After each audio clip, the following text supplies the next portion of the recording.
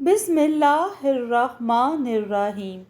अस्सलाम वालेकुम दोस्तों, आज मैं आपके लिए एक बहुत ही खौफनाक कहानी लेकर आई हूँ। लेकिन कहानी शुरू करने से पहले आप दोस्तों से गुजारिश है, अगर आप मेरे चैनल पर नए हैं तो इसे सब्सक्राइब कर लीजिए और बेल को ऑल पे कर लें, ताकि दिलचस्प और बेहतरीन कहानियों का जो ये सिलसिला है बर वक्त आप तक पहुंचता रहे। वक्त की खूबी समझ लें या खामी, ये हमेशा एक जैसा नहीं रहता। इंसान को कभी ये खुशियों की कलियां फराहम करता है तो कभी गमों के कांटे। वक्त का बीत जाना वक्त की फितरत में शामिल है। मूसा की निगाह जब इस हवेली पर पड़ी तो वो इंसान का ऐसा तख्लीक करदा शाहकार देखकर दंग रह गया। वो अपनी जीप पर गाइडर के साथ दिन के 2:45 तक हवेली पहुंचा। सारा इलाका सुनसान था, दूर दूर तक कोई आबादी का नामो निशान न था। इतनी सुनसान जगह पर इतनी शानदार हवेली, पहली नज़र में इसके दिल में ये ख्याल उभरा जैसे ये किसी अजीमुशान सल्तनत के राजा ने बनवाई हो, और इसकी दहशत इतनी थी जैसे काला नाग फुंकार रहा हो। मूसा का काम तारीख़ी इमारतों पर रिसर्च करना था। वो अब तक लातादाद इमारतों का कामयाब रिसर्च रिपोर्ट तैयार कर चुका था। इसे चंद माह कबल इस स्याह हवेली के मुतल्लिक खबर मौसूल हुई तो इसने हवेली तक पहुंचने के लिए रफ्ते सफ़र बांध लिया। इस हवेली का नाम स्याह हवेली था, क्योंकि तमाम हवेली का रंग स्याह था। एक ईंट भी ऐसी ना थी जो स्याह ना हो। साहब, एक बार फिर सोच लें, ये हवेली काफी लोगों को हलाक कर चुकी है। आज तक जो भी शख्स इस हवेली के अंदर गया है वो जिंदा वापस नहीं लौट सका। गाइडर ने खौफजदा चेहरे से इसे देखकर कहा। मूसा ने हल्की सी मुस्कुराहट का सहारा लिया और इसका हौसला बढ़ाने के लिए कहा, मोहतरम, हमारी डील के मुताबिक तुम आज रात मेरे साथ इस खैमे में गुजार कर कल सुबह वापस लौट जाओगे। हाँ, बकौल आपके इस हवेली से बाहर कोई खतरा नहीं है, तो हम आज रात इस हवेली से काफी दूर कैंप में गुजारेंगे, लिहाजा तुम बेफिक्र हो जाओ। गाइडर ने बात सुनकर सुख का सांस लिया और हाँ में गर्दन हिला दी। जैकब ने जीप वापस मोड़ ली ताकि वो हवेली से दूर कैंप लगाकर रात बसर कर सके। रात का आखिरी पहर शुरू हो चुका था।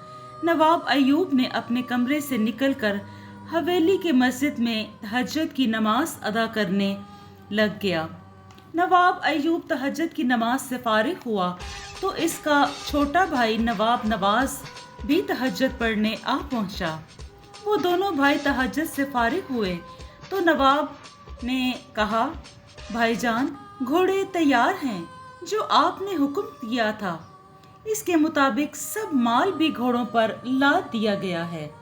नवाब अयूब ने कहा, मैं इंशाल्लाह सूरज निकलने से पहले वापस आ जाऊंगा, लिहाजा तुम तब तक अपनी ज़ेरे निगरानी नाश्ता तैयार करवा लेना।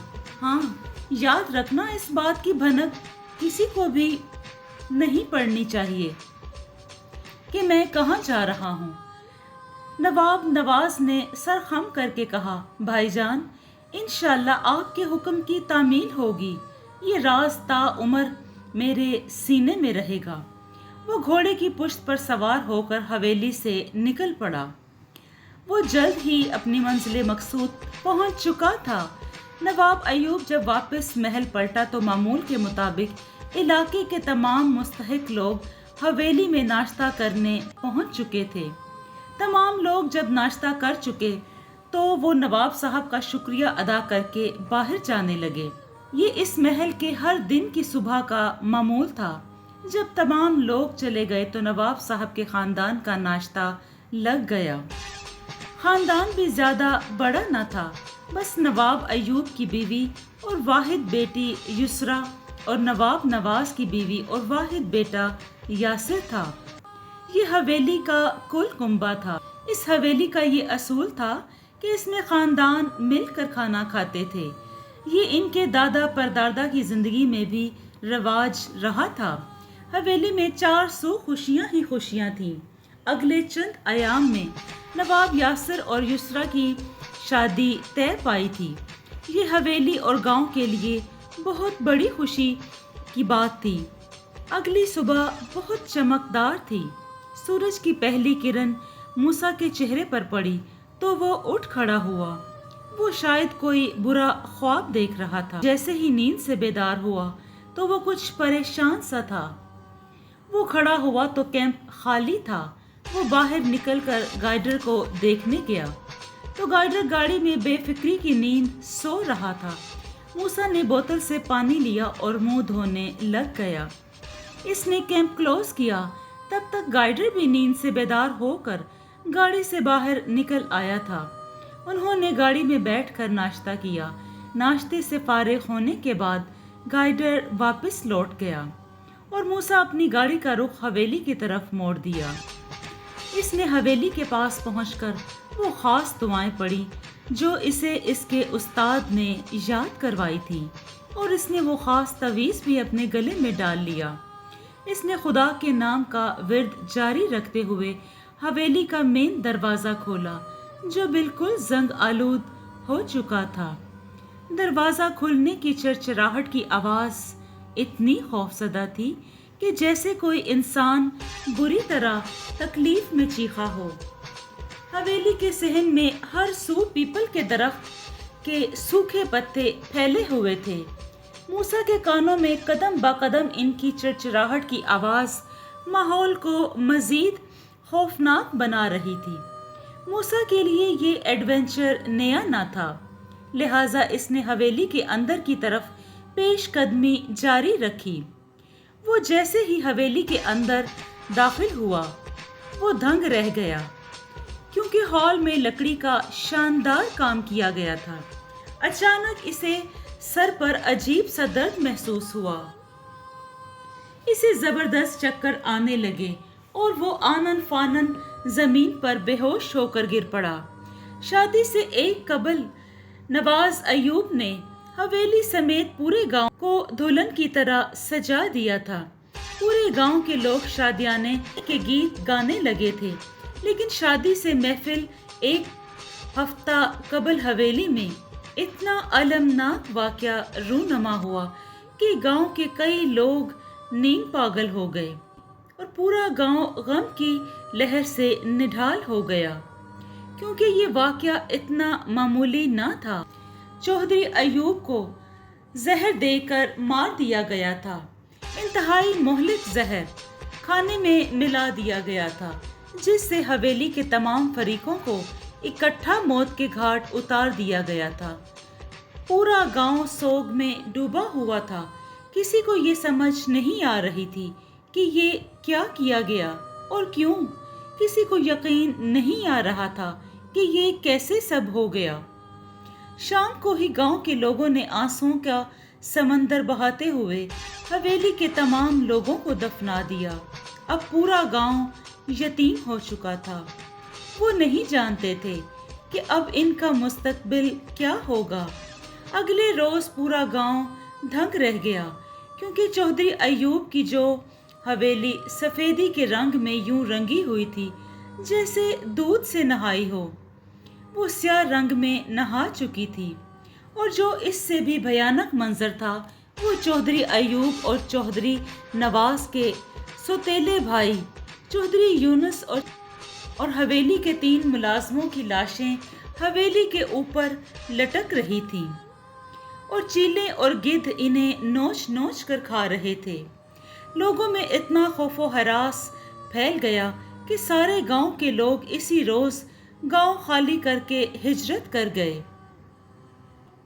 کوئی بھی نہیں جانتا تھا کہ چودھری کا خاندان اور یہ ملازمین کو کس نے مارا اور حویلی کیسے کالے رنگ میں تبدیل ہو گئی۔ نواب خاندان کے لوگ بہت اچھے تھے۔ ہمارے ساتھ ان کے कई मरासम थे और कई दहाइयों से चल रहे थे। आपको ये जानकर हैरानी होगी कि उन्होंने हमसे कभी वादा खिलाफी नहीं की थी। पुरनूर चेहरे के मालिक बुजुर्ग शख्स ने इंतहाई शफीक लहजे में मूसा से कहा तो मूसा के अंदर का खौफ कम हो गया। इसने जुर्रत भरे लहजे में कहा, मुझे ये बताएं, आप कौन हैं? आपका ताल्लुक इस हवेली से क्या है? बुजुर्ग ने धीमी सी मुस्कुराहट का सहारा लिया और मूसा से मुखातिब होते हुए कहा, ये कई सदियों से एक राज है, लेकिन तुम वाहिद शख्स हो जो एक सही अमल के जरिए हम तक पहुँचे हो, वरना पहले जो भी शख्स इस हवेली में दाखिल हुआ है इसे लेने के देने ही पड़े हैं। वो यहाँ हवेली का राज लेने आता था और अपनी जान से हाथ धो बैठता था, लेकिन तुम्हें मैं मुख्तसर राज की बात बता देता हूँ। मूसा ध्यान से सुनने लगा। मैं इबादत वाले नेक जिन कबीले का सरदार हूँ। ये जगह जहाँ हवेली है ये हमारी जगह थी। नवाब खानदान के एक बड़े ने यहाँ ये हवेली बनवाई तो हमने इसे परेशान करना शुरू कर दिया, लेकिन फिर एक बुजुर्ग ने हमारे दरमियान मज़ाकरात करा दिए कि नवाब खानदान वाले हर रोज़ हमें खाना पहुँचाएंगे और साथ गांव वालों को भी रोज़ाना खाना खिलाने के पाबंद होंगे, और हमने इस हवेली का तहफ़्फ़ुज़ फराहम करने का वादा किया था। लेकिन एक अफसोस, इस दिन हमारा एक मजहबी त्यौहार था। हमारे हवेली पर मामूर जिन वहाँ से चले गए।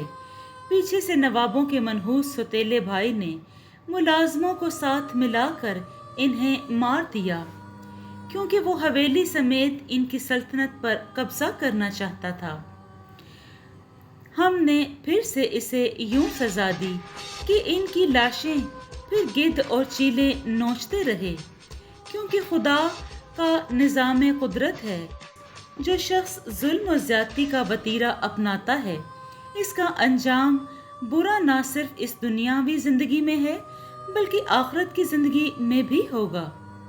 इस हवेली को हमने स्याह रंग में इस वजह से तब्दील किया ताकि लोग इस हवेली को देखकर इबरत पकड़ें। मूसा को जब होश आया तो इसने खुद को अपनी जीभ में पाया। अब इस स्याह हवेली की हकीकत जान गया था कि वो हवेली का स्याह होना लोगों के लिए एक सबक क्यों है। दरअसल जब मूसा बेहोश होता है वो इसके पढ़े गए कलमात से होता है, और वो इन कलमात के अदायगी से वो ज़ाहरी तौर पर तो बेहोश हो जाता है, लेकिन बातनी तौर पर वो स्याह हवेली में काबिज़ जन्नात के सरदार के पास पहुंच गया था। जी दोस्तों, अगर आपको ये कहानी पसंद आई है तो इसको लाइक और शेयर कीजिए और कमेंट में अपनी राय का इजहार ज़रूर दें। खुश रहें, अपना और अपनों का बहुत सा ख्याल रखें। शुक्रिया।